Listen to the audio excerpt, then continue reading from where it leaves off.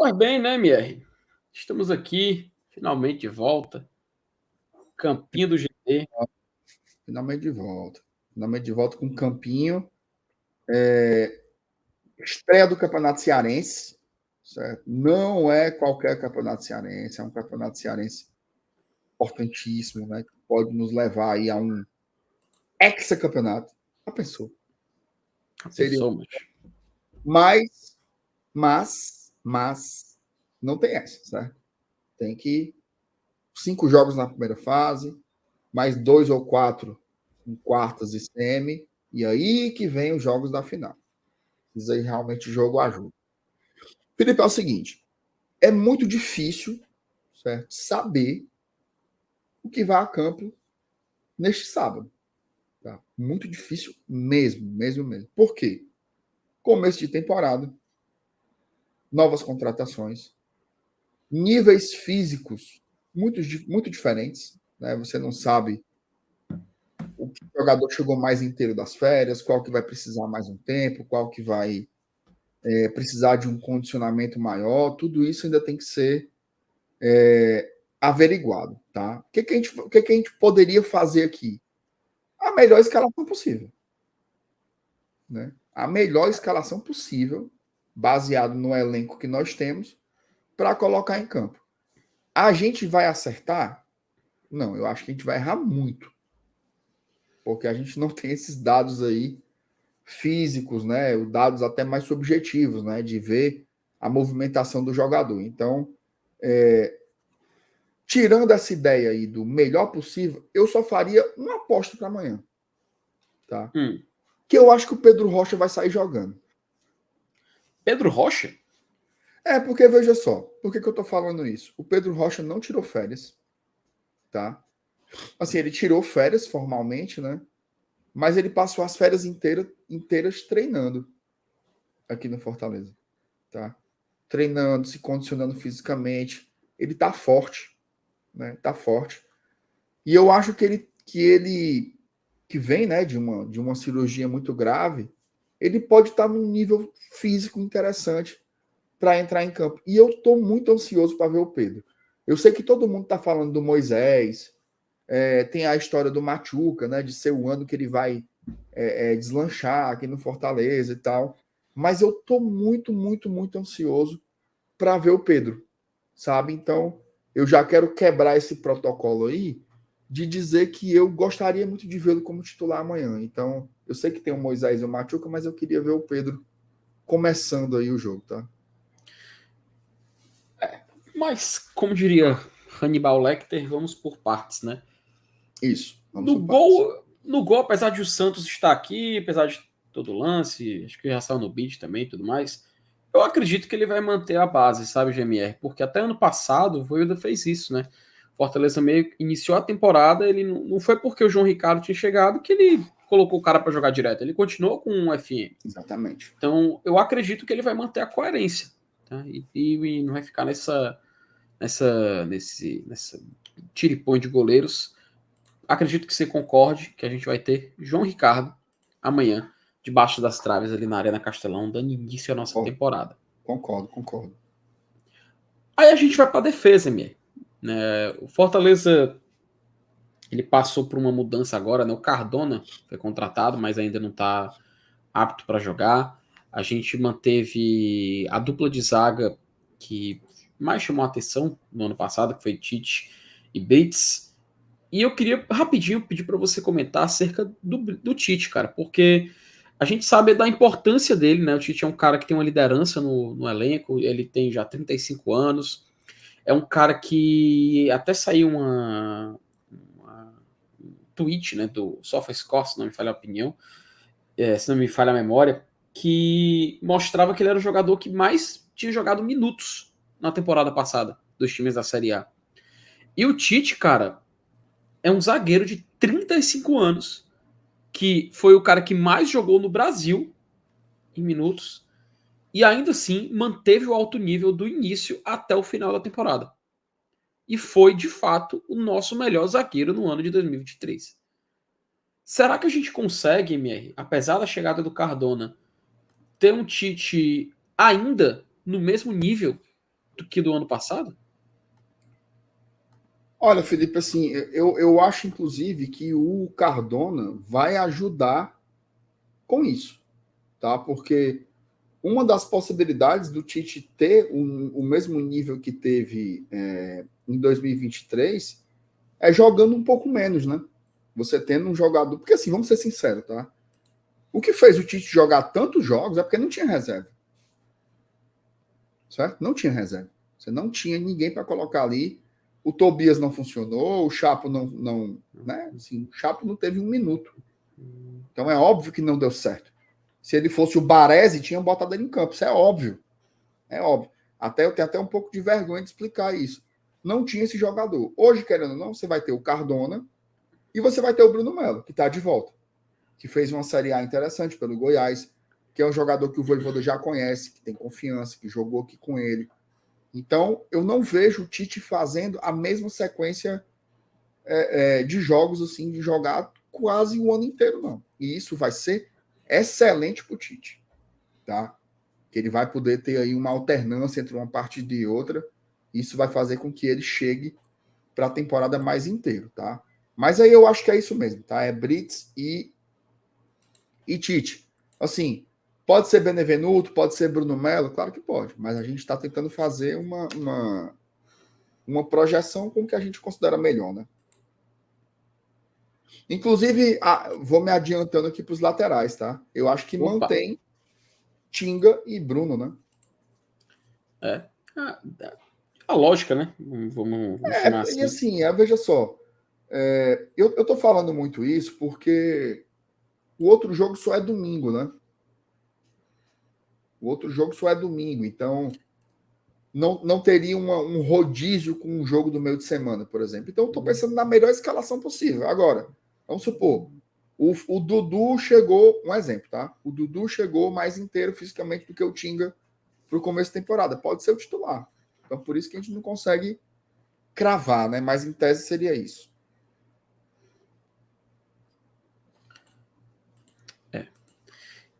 Concordo contigo, então acho que a gente já pode passar aqui para o meio.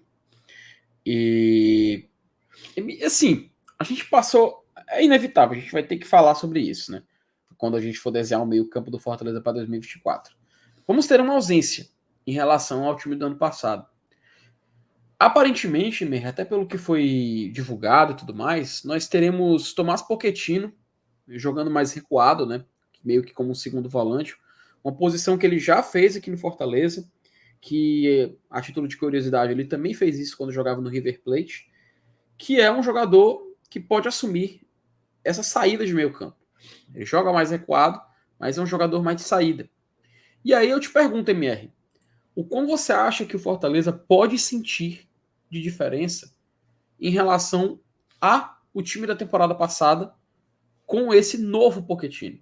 Com esse Pochettino que provavelmente vai estar ali jogando onde antes estava o Caio até o final do ano passado. Queria que você também pudesse compartilhar um pouco da sua opinião em relação a isso, enquanto a gente desenha aqui o nosso meio campo clássico com Zé Wellison e Pochettino. Eu acho, Felipe, que assim, o Vojvoda ele já vinha dando alguns indícios de que deveria fazer essa mudança, né? Inclusive, não é uma novidade porque o Pochettino jogar aí.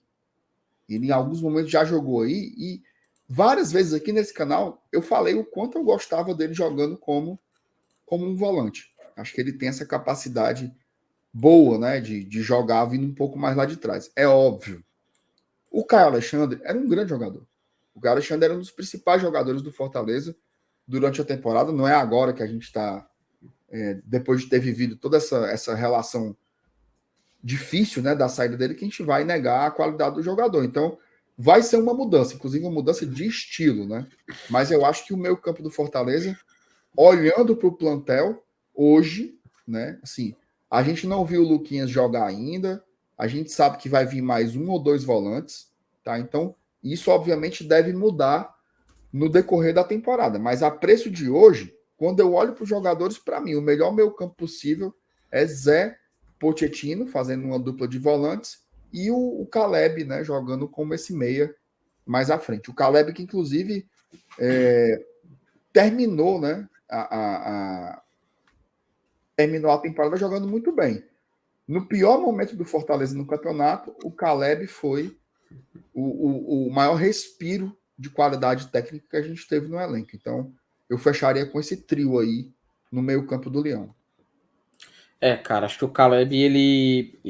A gente, inclusive, tem o Luquinhas, né, chegando nessa temporada, que pode ser de grande ajuda. Acredito sim que ele vai funcionar nesse time do Fortaleza, até pelo que a gente comentava. Mas é inegável, velho. Não tem como a gente tirar o Caleb dessa titularidade, não tem como a gente querer argumentar contra. Foi o jogador que mais chamou a atenção, né, nesse final de temporada. E que bom que a gente vai ter agora o Caleb com a camisa 10, né? E agora ele com a camisa que representa o seu futebol e a gente espera que seja a nota também dos seus desempenhos em 2024. Agora a gente passa para o ataque, MR. E eu queria comentar um pouquinho também que você falou do Pedro Rocha, tá? Talvez seja interessante. Talvez seja o que provavelmente pode acontecer por conta dele já estar há mais tempo aí se preparando e tudo mais. Porém, eu ainda tenho um pé atrás em relação a isso, sabe? Não sei se seria assim a opção do nosso treinador, o Voivoda. Mas eu confesso que, pela lógica, é o que mais interessante, porque o Machuca sai de férias, né, passa um tempo distante, retorna, aí tem aquela questão de que ele ainda é jovem e tudo mais. O Moisés, ele acabou de voltar do México, né, tem toda aquela questão de readaptação, que muitas vezes é ligeiro, tá? Para um cara que acaba voltando depois de um semestre fora. Mas ele demora para pegar o ritmo. O próprio Pikachu talvez seja um grande exemplo disso. Ele, quando retornou ao Fortaleza, não foi imediatamente aquele Pikachu que a gente lembra. Demorou um pouquinho para ele voltar a ser quem de fato a gente conhecia. Talvez o Moisés passe por algo parecido e a gente fica nessa dúvida para ver o que o Voivoda vai fazer. E o Pedro Rocha, como você falou, ficou aqui treinando, se preparando e tudo mais. Dito tudo isso, MR, eu fico um pouco receoso nessa questão, sabe? Eu acredito que ele iria talvez de Moisés, mas faz sentido o que você disse do Pedro. Eu queria que o chat também pudesse me participar e dar sua opinião aí, quem eles preferiam ver na ponta esquerda, enquanto a gente passa para os outros lados do campo. Né? No lado direito, a gente tem duas opções, Marinho e Pikachu. Eu acredito que é mais seguro começar com o Pikachu, apesar de na temporada crer que o Marinho vai assumir esse lado do campo. Você concorda? Você discorda? Não, assim, não é nem que eu concorde que eu discorde, entendeu? Assim, tipo, eu acho que o que você falou tá certo. É mais seguro. Concordo nem discordo, muito pelo contrário. Isso, eu tô muito pelo contrário, assim. É porque, assim, FT, não tem muito certo e errado, né, aqui nesse exercício. É, a frase que você falou tá perfeita. É mais seguro começar com o Pikachu. Mas eu não sei se precisa de tanta segurança, assim, para essa estreia, sabe? E eu queria muito ver o Marinho começar a temporada, tal, não sei o quê. É óbvio, o Pikachu é fundamental no Fortaleza. Assim. Todo mundo comemorou a compra, né, dele e tal, até porque o preço também foi muito bom. Jogador muito decisivo. Mas eu queria que o Marinho comece essa temporada diferente, tá? Ele chegou aqui no Fortaleza no passado, depois de passar metade do ano lá no Rio de Janeiro, no Flamengo, mal jogando, né? Então, eu já queria ver ele começar a titular, voando e mostrando serviço, de repente fazendo gol, ganhando confiança. Então, por esses aspectos aí, inclusive subjetivos, né? Eu colocaria o Pedro Rocha de um lado e o Marinho do outro. Entendi. Vou colocar aqui o Pikachu aqui do lado direito. É porque a gente não pode perder o norte também, que é a estreia contra o Horizonte, né? É. Ó, o chat aqui opina um pouquinho. Por exemplo, o JS fala que o Pedro Rocha é jogadorzaço, craque. O Felipe Fritz, ele citou aqui que o Moisés, né, seria o jogador ideal. O Rodrigo Lino, perdão, disse que o Moisés. José Arilson também falou aqui do Moisés. O João Amado tá ansioso para ver o Pedro Rocha jogar. O Romulo Nanto também cita aqui o Pedro Rocha. Então tô vendo aqui que a galera tá bem Dividido, né? dividida, né? Ó. Até o Manuel fala, ó, dá para jogar. Aí o Jorge José fala, não, Moisés e Marinho, tá vendo? Então realmente é bem uma divisão. Vou colocar aqui, Mier. Então, aqui o Pedro de um lado aqui, o Moisés aqui, a gente fica nessa dúvida aí para ver quem assume. Aí a gente decide no final. O ataque não tem muito segredo, né? O Pra 9, mim né, é que você o fala? 9, é o Juan Martín Lucero. O 9 é o Lucero, assim, é óbvio, né? Se jogar o Galhardo tá tudo bem também, mas assim, eu acho que é o Lucero. O Lucero, em tese, né? Ele é o nosso titular aí. Agora, nas pontas, cara, assim, eu acho que é um debate, assim. Eu acho que todos vão precisar jogar, né? Todos vão precisar de muitos minutos. Tem o Machuca aí também, né? A gente tá na dúvida entre o Pedro e o Moisés, mas o Machuca precisa jogar, né? Isso é muito importante. Então, eu acho que vai ser uma decisão muito subjetiva, assim. Não tem uma resposta concreta, não. Eu posso escolher um lado e você escolhe o outro, e fica tudo bem. Então pronto, tá aí. Pronto. Tá feita, Tá tá ótimo, feita né? aqui a nossa montada, aqui nosso campinho. É, ficou bom. Ficou um time interessante, dá para começar a temporada. O elenco é bom, cara. O elenco do Fortaleza é bom. Fortaleza tem um elenco interessante. Isso porque, Agora, isso diga. porque se for olhar pro banco, né, cara, tem Dudu, Luquinhas, né, a gente, Machuca, o próprio Ó, Galhardo, no Moisés, banco aí, ó, Marinho. no banco ficou Santos.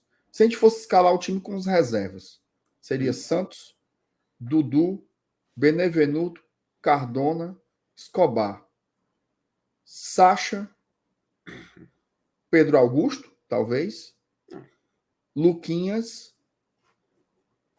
Marinho na direita, Moisés na esquerda e Galhardo de 9. E ainda ficariam de fora o Machuca, mais uma galera, né? É, cara, tá competitivo demais, cara. Ah, e detalhe, viu? Ainda vem o Hércules, né? Ainda tem um Hércules, tem Abril aí voltando. É isso. É Então, isso. tá feito aqui o campinho. Chore se você Esperar. chorou. Esperar pra dar certo. Chora se você chorou. Esperar pra dar certo e a gente fica aqui na torcida. Vamos ver o que vai acontecer.